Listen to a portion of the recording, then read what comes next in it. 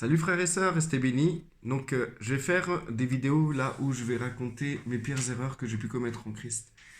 Et je vais en faire plusieurs parce que c'est important et tout d'expliquer les choses et beaucoup de gens vont se retrouver et je vous souhaite vraiment de soit vous, si ça vous est pas arrivé de pas tomber dans ce genre d'erreur. C'est pour ça que je fais les vidéos là et aussi pour vous faire comprendre que vous n'êtes pas les seuls à vivre justement cette difficulté et d'avoir fait ces erreurs là. Pour vous rassurer, vous dire ne vous inquiétez pas, ce qui va se passer et ce qui se passe par rapport à votre comportement, c'est une fois que vous avez ouvert les yeux et que vous avez vu que vous avez eu entièrement tort, et que vous avez mal réagi, à partir de ce moment que vous avez compris, ben, il n'y a que des bonnes choses qui peuvent vous arriver par rapport à cela. Donc, il ne faut pas vous, vous, vous culpabiliser, mais il faut réaliser, d'accord? Nous sommes plutôt dans la réalisation et non dans la culpabilisation. Si moi je parle de cela, c'est parce que je suis aujourd'hui guéri de cela, parce que je suis sorti de ça. Ça ne veut pas dire que je vais replonger dans ça, mais je saurai reconnaître très rapidement l'erreur. Parce que il m'a fallu du temps pour comprendre et pour évaluer euh, euh, la, comment dire, le cheminement faux dans lequel j'étais. Donc du coup, cette vidéo concerne tout simplement que c'est pas parce que toi tu marches dans la piété et que ton frère pêche que tu es supérieur à lui et que tu peux te permettre des choses par rapport à lui. Et que tu as le droit de te sentir supérieur par rapport à lui ou justement te croire être celui qui doit le faire réagir, comment dire, le reprendre, etc. Que tu dois, comment dire, faire montrer justement que tu es celui qui est digne de reprendre celui qui pêche. Donc du coup, l'erreur que moi j'ai commise plusieurs fois, c'est c'est que ça m'est arrivé de lever le ton contre des frères et des sœurs qui se sont carrément plantés ou qui ont vraiment bafoué presque comment dire, leur foi en Christ à travers leur comportement. Et donc du coup, je me suis permis d'être dur avec eux pour leur faire comprendre leur erreur, pour dire que c'est pas bien, pour les faire réagir. Et ça, ça, en vérité, c'est pas ce qu'il faut faire. C'est une sacrée erreur de croire déjà que toi, tu es celui qui est capable de reprendre l'autre. Ça, déjà, c'est une sacrée erreur. Euh, Souvent, on utilise les versets dans la Bible qu'il faut reprendre le frère qui pêche. C'est écrit dans la Bible, à travers des versets, que si tu vois ton frère chuter, va le reprendre toi seul, etc. Et à cause de ces versets-là, on se permet des choses envers des gens qu'on ne devrait pas se permettre. J'ai été auteur de rabaissement. J'ai rabaissé beaucoup de gens, euh, comment dire, parce que j'avais les moyens de les rabaisser à cause de leur faute, à cause de leur comportement. Tout en sachant que moi-même, j'ai énormément de travail à faire dans ma vie aujourd'hui. Alors imaginez-vous, dans le passé, combien j'avais à travailler sur ma vie. Et aujourd'hui, je réalise tout le travail qui a été fait depuis ces fautes jusqu'à maintenant, des fautes que je fais encore aujourd'hui, mais d'autres sortes de fautes que je vous raconterai bien sûr dans les vidéos. Et ben en fait, toutes ces fautes-là, dans le temps qui s'est passé entre le moment où j'ai repris les frères par rapport aux fautes, les frères et les sœurs par rapport aux fautes, d'une manière dure, d'une manière un peu sévère et autoritaire, et le moment où aujourd'hui, le moment d'aujourd'hui où j'ai été travaillé par le Seigneur, je peux vous dire que quand j'ai repris ces frères et sœurs, et ben en fait j'étais vraiment dans j'avais vraiment beaucoup de travail à faire, encore plus que, encore plus que. Un jour il y a un frère qui, qui que j'ai vu son péché. Il a fait quelque chose de vraiment pas bien. Et, et je l'ai repris sévèrement. Je lui ai dit, tu te moques de Dieu. Tu te moques de Dieu. Tu te fous du monde. Etc. Qui je suis pour parler comme ça envers ce frère? Qui je suis pour lui manquer de respect en parlant fort contre lui? Qui je suis en sachant que c'était un frère. C'est un frère qui est plus âgé que moi, qui a un âge plus âgé. Qui je suis? C'est vraiment incroyable comme mon comportement, comment il était démesuré. Et en ce temps-là, je sentais qu'au fond de moi, c'était une justice, que je rendais justice au Seigneur, que c'était justice faite, d'avoir repris d'une manière ferme, pour son bien. Et qu'en réalité, aujourd'hui, je réalise que tout le travail que le Seigneur a fait depuis ce moment-là jusqu'au moment d'aujourd'hui, que le Seigneur a travaillé énormément en moi et que au résultat, j'avais énormément de défauts. Autant moi, je reprenais ce frère, autant ce frère pouvait me reprendre. Tout simplement. Combien de fois j'ai repris aussi des sœurs dans leur comportement, dans leur, dans leur manière comment dire, de voir la vie. Des femmes qui voulaient se remarier ou qui comment dire, ou qui avaient fait beaucoup d'erreurs dans leur couple et qui mettaient tout sur le mari. Combien de fois j'ai dû les reprendre en disant mais il n'y a pas que ton mari qui a tort, il y a toi aussi et tu dois le réaliser. Arrête de te voiler la face comme ça, je parlais dur. Il y a d'autres situations où j'étais vraiment dur envers le frère ou envers la sœur. Mais la conclusion que j'ai aujourd'hui, le travail que le Seigneur a fait dans mon cœur par rapport à tout ça, c'est que je me dis juste qui je suis moi pour aller reprendre mon frère et ma sœur d'une manière dure. Qui je suis pour faire ça? Est-ce que j'en ai les capacités déjà personnellement? Est-ce que j'en ai comment dire, est-ce que je suis assez apte à me comporter comme ça? Donc du coup, aujourd'hui j'ai énormément réalisé que si nous voyons un frère ou une sœur qui vit dans le péché ou qui pêche, cela ne nous rend pas supérieurs à lui ou à elle. Cela ne nous rend pas plus forts qu'eux. Nous ne sommes pas au-dessus d'eux. Parce que, soi-disant, nous marchons droit. Nous ne faisons pas les erreurs que ces frères et sœurs font. Donc on se sent plus digne du Seigneur, moins dans le péché, en vérité, nous, on a d'autres choses à travailler dans notre vie. Je sais que beaucoup de gens diront, ouais, mais déjà, toi, coupe-toi les cheveux. Coupe-toi les cheveux. Mais si je les laisse pousser, c'est qu'il y a une raison. Et peut-être dans 10 ans, je ferai une vidéo où je dirai que c'était une erreur. Donc, qui tu es, toi, pour me reprendre? Dire, toi, fais ça. Toi, fais ça. Arrête de faire ça. Qui tu es, toi, pour dire ça? Mais plutôt, toi, qu'est-ce que tu dois faire?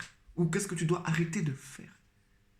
Si vous avez la conscience même du travail que Dieu a à faire dans votre vie, je pense que vous envierez votre frère ou votre sœur là que vous voyez dans le péché, parce qu'au fond, en réalité, tout ce qu'ils font est mis en lumière et que là, le Seigneur travaille, mais avec puissance. Que vous savez, plutôt nous avons une capacité de savoir cacher nos défauts au vu des gens. Nous avons une capacité de cacher nos torts, nos péchés au vu des gens. C'est ça la différence entre ton frère et ta sœur que tu vois pécher ou être dans le péché, tu le vois clairement, tout est mis en lumière, et toi qui as une capacité de cacher ton péché ou de cacher tes défauts. Donc du coup, là on voit qu'en réalité, la différence c'est que l'autre on le voit et toi on ne le voit pas. C'est juste ça la différence.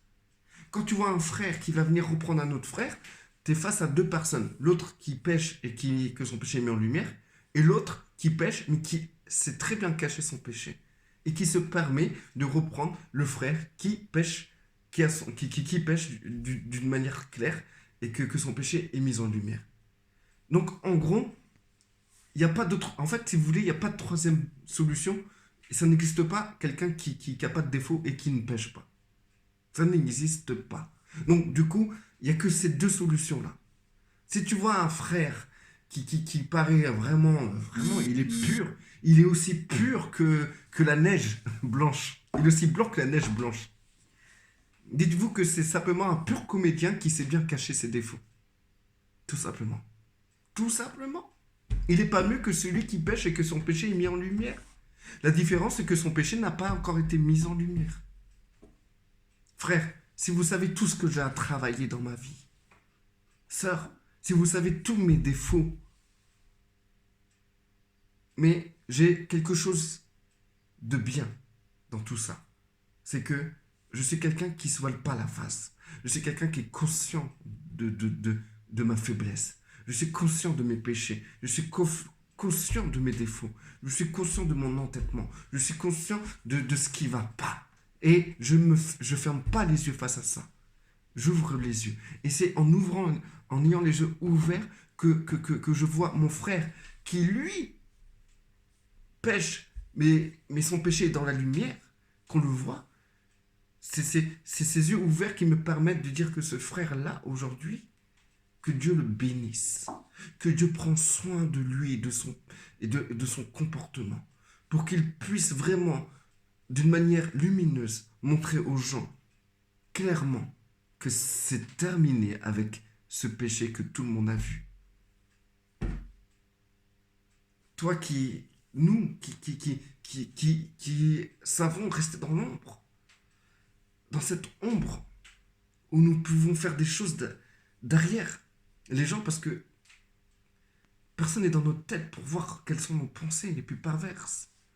Et donc du coup, nous qui sachons garder ça dans l'ombre, si jamais on le travaille et que on arrive à sortir de là, gloire à Dieu, mais c'est entre toi et Dieu. Ça restera toujours entre toi et Dieu. Mais par contre, celui qui a été mis en lumière et qui change, c'est plus une gloire qui appartient à Dieu et à lui, mais ça devient un témoignage. Maintenant, moi, je vais mettre des défauts que j'ai eus, des problèmes que j'ai eus en lumière pour vous témoigner de la bonté de Dieu. J'étais une personne qui a dû beaucoup s'excuser à cause du comportement que j'ai pu avoir avec les autres. J'ai eu J'étais dur. À un moment, je me rappelle, j'étais dans une assemblée et il y avait une personne que je détestais particulièrement. Je détestais. En tant qu'enfant de Dieu, je détestais cette personne. Déjà, ça tombe par rond, c'est pas droit, c'est pas juste. C'est pas juste. C'est pas correct de détester quelqu'un quand tu es en Christ. Donc du coup, cette personne, c'était une personne qui avait un certain âge, d'ailleurs. C'était une personne âgée. Mais cette personne âgée, je voyais qu'elle avait une certaine manipulation. À manipuler les gens, comment dire, à vouloir contrôler l'assemblée où j'étais. Et à un moment, elle a osé en public prier le Seigneur et de demander au Seigneur de me changer moi. Donc elle a fait, Seigneur, je te prie de changer Olivier, de l'assagir, etc. Frères et sœurs, quel a été mon comportement? J'aurais dû aller voir cette femme, malgré que je connais son hypocrisie, et la remercier, parce que j'en avais vachement besoin de sagesse. J'avais vachement besoin de me calmer un peu, parce que j'étais tout feu, tout flamme. J'avais besoin, il n'y a rien de mal dans ce qu'elle a dit. Bon, c'est vrai que c'était un message subliminal pour dire que j'étais pas sage, que je devais me calmer, nanana. Mais nous ne devons jamais refuser qu'un frère ou une sœur prie pour nous pour que nous ayons plus de sagesse. C'est plutôt vraiment gratifiant qu'une frère ou une sœur prie pour ça, quelle que soit sa position ou son taux d'hypocrisie. Mais moi, quelle était ma réaction?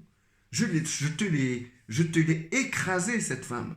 Mais je te l'ai écrasé digne d'un scandale de Jésus qui va dans le marché et qui fabrique un fouet et qui fouette tous les marchands. Sauf que moi, je ne suis pas Christ. Les gens qui prennent ça comme exemple pour fouetter leurs frères et sœurs, c'est des gens, mais vraiment, qui ont un problème. Comme moi, j'ai eu un problème parce que j'ai utilisé ce verset-là pour justifier ma fermeté face aux gens.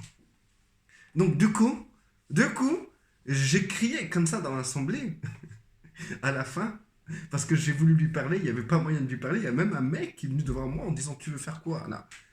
Et je l'ai regardé, je lui ai dit mais c'est quoi ton problème là? Dégage comme ça, je lui ai dit dégage devant tout le monde, dégage, c'est quoi ton problème? Je t'ai parlé à toi, comment dire, je viens pour toi, dégage, comme ça je lui ai dit. Et, et, et du coup la pauvre mémé elle a essayé de se sauver. Oh, la scène, elle était. Waouh, c'est extraordinaire. C'est extraordinaire comment j'étais con. Et du coup, j'ai crié comme ça. Tu n'es qu'une hypocrite. Tu n'es qu'une hypocrite. Comme ça, j'ai crié. Oh, la honte. Et du coup, et tout, j'ai fait scandale. Pendant au moins 3 dimanches, quand il y avait des prêches, c'était pour parler du respect qu'on doit avoir avec les personnes âgées. Je me prenais ça en pleine figure à chaque fois. Pendant 3 dimanches, quoi. J'ai eu le droit comment dire, à être sermonné. Et ben, je remercie que le Seigneur bénisse tous ses frères et sœurs qui ont prêché pour me sermonner. Parce que merci beaucoup, c'était beau ce qu'ils ont fait. Et du coup, moi-même, j'ai dû écrire à la personne concernée et je lui ai simplement dit je te demande pardon de t'avoir hurlé dessus, de t'avoir traité d'hypocrite et tout. Vraiment, je te demande pardon, j'avais pas à faire ça, j'étais vraiment manqué de respect, j'étais clair avec cette personne. J'ai merdé. Malgré qu'au fond de moi, je le pensais vraiment et que c'était vraiment le cas. En gros, d'après ce que je pouvais voir de la situation, de ce qui se passait, ben en fait, j'ai simplement décrit ce que moi je voyais. Et peut-être j'ai mal vu, je sais pas, je suis pas retourné. Et, du coup, voilà. On n'a pas. Parce que justement, c'est le thème même de la vidéo. C'est pas parce qu'une personne est hypocrite ou mauvaise qu'on peut se permettre de lui crier dessus en disant que tu n'es qu'un hypocrite. De l'afficher, de lui de bondir dessus comme un lion qui veut attraper sa proie, quoi. D'ailleurs, le seul lion qui saute pour attraper sa proie, se fait référence à Satan, de toute manière. Donc, du coup, ce comportement-là n'est pas bon. On a beaucoup de choses vraiment à changer, frères et sœurs. On a beaucoup de défauts. On a fait beaucoup d'erreurs. Et je vous appelle à avoir conscience de vos erreurs. Parce que quand, dans une situation, il y a quelque chose qui ne va pas, c'est certainement pas à cause de l'autre, c'est à cause de vous. Parce que vous devez vous comporter d'une certaine manière qui représente la paix, l'amour et la bienveillance. Si à partir du moment où vous avez un comportement qui est composé d'une émotion négative, d'une émotion de colère, d'une émotion de frustration, dans ces cas-là, tout ce qui engendre ce comportement n'est pas positif et ne vient pas du Seigneur. On a encore beaucoup à apprendre et nous remercions Dieu de nous faire, de mettre autour de nous justement des gens qui vont nous faire relever ce genre de comportement que nous savons cacher dans les ténèbres, dans l'ombre. Contrairement à ceux qui sont pris par la lumière. Que le Seigneur vraiment nous fasse changer avant que nos défauts arrivent à la lumière. Et c'est pour ça que si vous apprenez de votre environnement et des gens qui vous entourent, si vous retenez tout enseignement de chaque situation, de chaque personne qui vous entoure, même la moindre des personnes, ben, je pense que ça évitera que beaucoup de vos défauts et de vos péchés soient mis en lumière. Parce que le Seigneur, son but, c'est pas de vous exposer. Le Seigneur, son but, c'est de vous soigner. Donc si vous ne pensez pas être soigné à temps, le Seigneur saura nous exposer. Et ça, il faut éviter. Il faut éviter parce que c'est beaucoup plus dur. Mais sachez que si vous êtes exposé, c'est pas grave. Parce que le Seigneur, dans cette exposition, fait en sorte que vous vous repentez, que vous changez de comportement. Une fois que vous changez de comportement, vous serez demandé pardon, vous serez réglé tous les dégâts que vous avez faits. Il y aura toujours des conséquences, mais vous saurez comment avoir une approche beaucoup plus claire et beaucoup plus repentante envers les gens que vous avez blessés à cause de votre comportement ou vos péchés. Bref, que la paix de Dieu demeure sur vous et je vais continuer à faire quelques vidéos qui concernent justement mes erreurs en Christ. Depuis que je suis en Christ, ça fait maintenant... donc je vais avoir 33 ans le 18 mars, n'oubliez pas. Non, je rigole. Et Et donc, je suis né au Seigneur à 16 ans, donc ça fait 17 ans. Donc, depuis 17 ans, j'en ai fait énormément des erreurs. Mais je pense que s'il y a une erreur qui doit être faite, je l'ai faite. Voilà, tout simplement. En gros, cherchez pas à comprendre que, que j'étais pas. Pour être ce que je suis aujourd'hui, ben, je suis passé par le feu. Je suis passé par des tribulations. Mais pas que le Seigneur a voulu me le donner, mais que le Seigneur a dû me donner. Parce que je suis quelqu'un justement qui a une grande capacité de cacher ce que je suis, contrairement à beaucoup d'autres. Donc le Seigneur, il sait mettre en lumière les choses, il a mis beaucoup de choses en lumière. Et il y a d'autres choses dans l'obscurité, j'ai pu régler, j'ai pu être soigné. Et je vous parlerai des choses qui ont été soit mises en lumière, soit qui ont été dans cette obscurité. Que Dieu fasse grâce pour moi, que vous puissiez comprendre que, que, que ces vidéos-là ne sont pas faites pour juste me rabaisser, mais ces vidéos sont faites juste pour vous faire comprendre que vous n'êtes pas seul. Voilà, vous n'êtes pas seul et que nous sommes tous dans ce chemin de perfection et de construction. Restez bénis, frères et sœurs.